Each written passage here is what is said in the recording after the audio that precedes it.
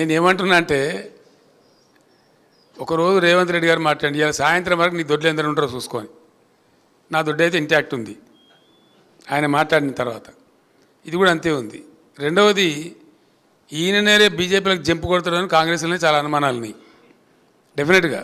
ఎందుకంటే ఆయన కేసులు కొలిక్కి వస్తున్నాయి. ఓటుకు నోటు కేసు ఏదైతే ఉందో అది భయంకరమైన కేసు, రెడ్ హ్యాండెడ్గా ఆయన పట్టుబడ్డ కేసు. ఆయన తప్పించుకోలేడు కూడా, ఎవరు తప్పించలేరు. కాబట్టి అది మన కింది మీద అయితే ఈయననే బీజేపీలకు జంపు కొడతాడు కేసులు తప్పించుకోవడానికి పెద్ద ప్రచారం ఉంది. అందులో భాగంగా నిజంగా జరుగుతున్నది ఏంటంటే నన్ను ఎవరు డైరెక్ట్ కన్సల్ట్ చేయలేదు, కానీ మా పార్టీలో ఉన్న ముఖ్యులను కాంగ్రెస్ పార్టీలో ఉన్నటువంటి ఒక వర్గం అంతా కన్సల్ట్ చేస్తూ ఉన్నారు. కన్సల్ట్ చేయడంగా స్పష్టంగా చెప్తున్నారు సంఖ్యతో సహా, అన్న మేము 26 నుంచి 33 మంది ఎమ్మెల్యేలు రెడీగా ఉన్నాము, మేము కలుస్తాము, ఇద్దరం కలిసి గవర్నమెంట్ ఫామ్ చేద్దామని చెప్తున్నారు. మరి రేవంత్ రెడ్డి తదాస్తు దేవతలు ఉంటారు పైన, మరి అటు నుంచి ఇటు వస్తారో ఇటు నుంచి అటు పోతారో చూద్దాం ఏం జరగబోద్దు. సార్ మీరు ఇందాక జాతీయ స్థాయిలో బీఆర్ఎస్ మళ్ళీ బలపడుతుందన్నారు. ఈ అసెంబ్లీ ఎన్నికల తర్వాత ఇది చాలా చర్చ జరిగింది, బీఆర్ఎస్ టీఆర్ఎస్గా మారిపోతుంది అనేది. దీని ఆఖరి జరగదండి, నేను చెప్పిన కదా బీఆర్ఎస్గానే ఉంటుంది, no doubt about it. KCR గారు ఇక్కడ సార్ ఎంతో సంక్లిష్టమైనటువంటి అంతర్జాతీయ విషయాలను సైతం సరళంగా సూటిగా స్పష్టంగా మాట్లాడే కేసీఆర్ గారు లేని లోటు అసెంబ్లీలో స్పష్టంగా కనబడుతుంది. ఆ లోటును ఎప్పుడు భర్తీ చేయబోతున్నారు? నెక్స్ట్ సీజన్ నుంచి చూస్తారు కదా కేసీఆర్ ప్రళయ గర్జన,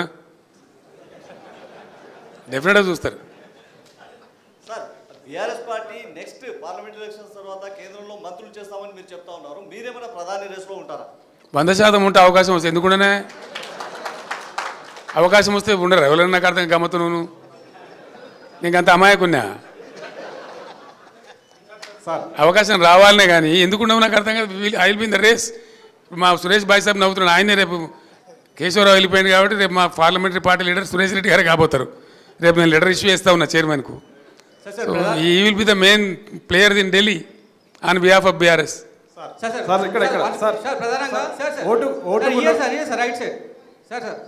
మళ్ళీ వాడేమైనా నా మీద నిషేధం పెట్టగలడా? టైం ఎంత అయింది? కేసీఆర్ సార్ ప్రధానంగా బీఆర్ఎస్ పార్టీ నుంచి వీడి వెళ్తున్నటువంటి నేతలు ఎవరైతున్నారో పార్టీ పైన ఆరోపణలు చేస్తూ పోతున్నారు. పార్టీలో చాలా మంది షిండేలు ఉన్నారని మాటను మాట్లాడినారు. ఒక క్వశ్చన్. నెక్స్ట్ ఇంకో క్వశ్చన్ సార్, అసెంబ్లీ ఫలితాలు చూసుకుంటే ఇందాక మీరు కొన్ని ప్రిడిక్షన్స్ చెప్పారు, బీజేపీకి ఎన్ని వస్తాయి, కాంగ్రెస్కి ఎన్ని వస్తాయని చెప్పి. పెద్దపల్లి పార్లమెంట్కి సంబంధించి ఆల్రెడీ అసెంబ్లీలో అన్ని స్వీప్ చేసేసింది. థర్డ్ ప్లేస్లో ఏ రకంగా ఉంటుందని చెప్పి ప్రిడిక్షన్ చెప్తున్నారు. ఖచ్చితంగా చెప్పచ్చు బ్రదర్, చాలా సింపుల్ అది. ఎందుకంటే పోయినసారి ఎన్నికల్లో మేము 7 అసెంబ్లీకి గెలిచిన సీట్లు 2 కోల్పోయినాం. మేము పోయిన పార్లమెంట్ ఎన్నికల్లో 18లో మేము గెలిచిన తర్వాత 7 అసెంబ్లీ సీట్లు నిజామాబాద్ సెగ్మెంట్ మేము గెలిచినాం, కానీ మేము అక్కడ ఓడిపోయినాం. అట్లా 6 సీట్లు గెలిచిన దానికి కూడా ఓడిపోయినాం. తారుమారు అయిపోతే అట్లా ఉండదు, ప్రజలు అభిప్రాయం అనేది మారుతుంది డెఫినెట్గా.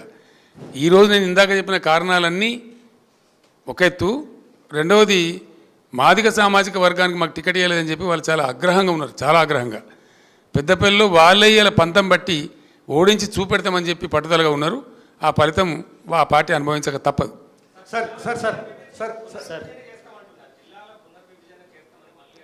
నేను ఒకటే మాట చెప్తా ఉన్నా, ఈ ప్రభుత్వానికి ఏం పని లేదు, పలిలేని మంగళి పిలితల కొరిగిండి అన్నట్టుగా అసలు చేయాల్సిన పని వదిలిపెట్టి అన్ని పనికిమాలిన పనులు వీళ్ళు ముందరేసుకుంటున్నారు. ఉండే బాబు, ఒక్కొక్క జిల్లా చేస్తున్నప్పుడు నేను బట్టిగా చేయలేదండి. దాని మంచి చెడ్డలు, దాని పూర్వపరాలు, దాని గ్రోత్ ఆశించి ఛత్తీస్గఢ్లో అక్కడ చీఫ్ సెక్రటరీ గారితో మాట్లాడేది. ఎందుకంటే వాళ్ళు ఒక బస్తర్ జిల్లాను అనేక జిల్లాలు చేసిండ్రు. ఎట్లా చేయాలని అడిగినప్పుడు భూపాలపల్లి జిల్లా ఏర్పాటు చేసిన, ములుగు ఏర్పాటు చేసిన, ఇంకా కొన్ని జిల్లాలు ఏర్పాటు చేసిన, వాటి భౌగోళిక పరిస్థితులను బట్టి అవి గ్రోత్ కారిడార్లుగా మారాలని చెప్పి అక్కడ లైట్ రావాలి, అడ్మినిస్ట్రేషన్ పోవాలి, అక్కడ కలెక్టర్ ఉండాలి, ఎస్పీ ఉండాలి, ఉంటేనే బాగా జరుగుద్దని గతంలో కలోలిత ప్రాంతాలుగా ప్రకటించిన సిరిసిల్ల జగిత్యాల కావచ్చు, భూపాలపల్లి ములుగు కావచ్చు, స్టేట్ బార్డర్లో ఉండేటువంటి గద్వాల జిల్లా లాంటివి కావచ్చు, చాలా ఆలోచనతో తెలంగాణ యొక్క ప్రగతిని ఆశించి చేసిన జిల్లాలు అవి. ప్రజలు చాలా హ్యాపీగా ఉన్నారు. ఇలా కొత్తగా ఏర్పడ్డ జిల్లాల ప్రజలు కూడా చాలా కోపంగా ఉన్నారు ప్రభుత్వం మీద. నేను పోయిన ప్రతికాడ అడిగినా, మీ జిల్లా తీసేస్తారంటే యుద్ధానికి సిద్ధం సార్, ఎట్లా పోతావు చూస్తామని చెప్పి మాట్లాడుతున్నారు. పార్లమెంట్ ఎన్నికల్లో ఈ కొత్త ఏవైతే జిల్లాలు తీసేస్తామని కాంగ్రెస్ చెప్పిందో ఆ దెబ్బ కూడా ఇప్పుడు కాంగ్రెస్ పడబోతా ఉంది. ఇక్కడ సార్ ఉద్యమ సమయంలో సార్ ఇది ఫోన్ ట్యాపింగ్ కేసులో రాధాకిషన్ రావు మీ ఆదేశాలనే మేము పాటించినాము, మా సొంత నిర్ణయాలు ఏం తీసుకోలేదని సిఆర్పిసి 141 సెక్షన్ స్టేట్మెంట్ ఇచ్చారు సార్. వాడోడా Radhakrishna Rao? Who is he? DCP sir, DCP. నాకు తెలియదు, నీకు అంత తెలుసా నీకు? ఆయన లేదు సార్. రాష్ట్రంలో 100 మంది డీసీపీలు ఉంటారు, వాడు కూడా ఒక్కరి పేరు పట్టుకుని నన్ను అడిగింది, నాకు అర్థం కాదు. సార్ ఉద్యమ తలా సమయంలో తోకలేని ప్రశ్న అది. సార్ ఉద్యమ సమయంలో అసలు ఆ ఫోన్ ట్యాపింగ్ ఏదో మీకు పిచ్చి పట్టుకున్నది. కానీ ముఖ్యమంత్రికి ఫోన్ ట్యాపింగ్ ఏమైనా సంబంధం ఉంటారా? రాహుల్, నువ్వు ఇంత పెద్ద సీనియర్ లీడరు. ముఖ్యమంత్రి gets reports from the intelligence department. వాడు ఎట్లా తీసుకొచ్చిన రిపోర్ట్ మాకెట్లా తెలుస్తుంది? నాకు అర్థం కాదు.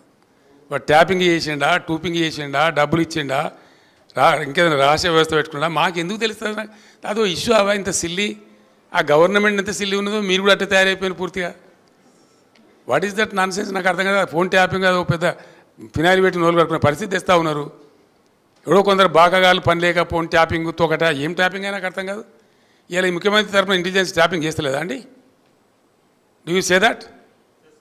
ప్రతి ప్రభుత్వానికి ప్రపంచంలో గూఢచార వ్యవస్థ లేని ప్రపంచమే ఉండదు, ప్రభుత్వమే ఉండదు.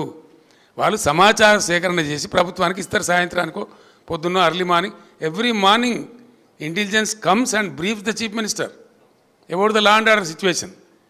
చాలా ఉంటాయి మన దగ్గర. హైదరాబాద్లో పేలుళ్ళు జరిగినాయి, అట్లాంటిది ఏదైనా ఉంటుంది, ఇంకేదైనా ప్రమాదాలు ఉంటాయి, కొన్నిసార్లు కొన్ని విచిత్రమైన దొంగల ముఠాలు వస్తాయి. అట్లాంటివన్నీ కూడా సమాచారం సేకరించి ఇస్తూ ఉంటారు. ఏం చేయాలో చెప్తారు. దాన్ని బట్టి గవర్నమెంట్ ఏంటంటే వివిధ శాఖల అధికారులకు అప్రమత్తం చెప్పి కల్తీ విత్తనాలు ఉంటుంది, దాని మీద కూడా ఇస్తారు. వాళ్ళు ట్యాపింగ్ చేస్తాడా, టూపింగ్ చేస్తాడా మాకేం తెలుస్తుందా? నాకు అర్థం కాదు. No minister is concerned with that, no chief. అసలు కన్సర్న్ ఉండదు. We're only concerned with the reports given by the intelligence. The way they brought the report, we don't know. That is purely internal matter of the police department. And ఇంకోటి అండి, అదేదో మీరు పెద్ద భ్రమలో ఉన్నారు. పోలీసులు ఎప్పుడు ఫోన్ ట్యాపింగ్ చేసినా బాజాప్తాగా టెలిగ్రాఫ్ యాక్ట్ ప్రకారం, 1869 టెలిగ్రాఫ్ యాక్ట్ ప్రకారం బాజాప్తా రాష్ట్ర హోమ్ సెక్రటరీ పర్మిషన్ తీసుకొని చేస్తారు. పర్మిషన్ లేకుండా చెయ్యరు. ఇది ఇంగితమైన ప్రతి ఒక్కరికి తెలుసు. తర్వాత తీసుకున్న దాన్ని డిమాలిజ్ చేయొచ్చని కూడా ఉంది ఆ చట్టంలో. ఒక నిర్ణీత వ్యవధి తర్వాత వాళ్ళు సేకరించిన సమాచారాన్ని డిమాలిజ్ చేయొచ్చని కూడా అదే యాక్ట్లో ఉంది. ఇది తెలియకుండా అదేదో పెద్ద భయంకరమైన వ్యవహారం అన్నట్టు, దానిలో ఏదో తోకమట్టం ఏదో కొండందో వెలకబట్టుకున్నాం అన్నట్టు ఏమి బట్టి ట్రాష్ గ్యాస్ దాంతో ఏం అయ్యేది. మీరు ఆ భ్రమలు ఉండకండి. సార్ తెలంగాణ ఉద్యమ సమయంలో 2001 నుంచి 2014 దాకా కేసీఆర్ కుటుంబ సభ్యులకు పారాగాన్ చెప్పులు వేసుకోనేటువంటి వ్యక్తులు అదే సమయంలో డీజిల్ పోసుకుందామన్నా కూడా కారుకు అట్లాంటి పరిస్థితులు ఉన్నటువంటి వారు ఈరోజు లక్షల కోట్లు సంపాదించారు. వాళ్ళ డబ్బునంతా స్వాధీనం చేసుకుంటామని పదే రేవంత్ రెడ్డి చెప్తున్నారు. చాలా సంతోషం. చేసుకోమని వెంటనే అర్జెంటుగా చేసుకోమని చెప్పాలా? పారాగాన్ చెప్పులు లేకుండా నేనుంటున్నా, రేవంత్ రెడ్డి ఉండినా ప్రజలకు తెలుసు కదా. పారాగాన్ చెప్పులు లేకుండా ఎవరు అనేది అందరికీ తెలుసు కదా దేశంలో. ఎవరు భూ కబ్జాదారు, ఎవరు బ్లాక్ మెయిలరు, ఎవరు ఓటుకు నేటి కేసులో పట్టుబడ్డరు, ఎవరు దొంగదందాలు చేసినారు, ఎవరు భూమాఫియా అందరికీ తెలుసు రాష్ట్రంలో. మాకు పారాగాన్ చెప్పులు లేని ఫ్యామిలీ అండి మాది.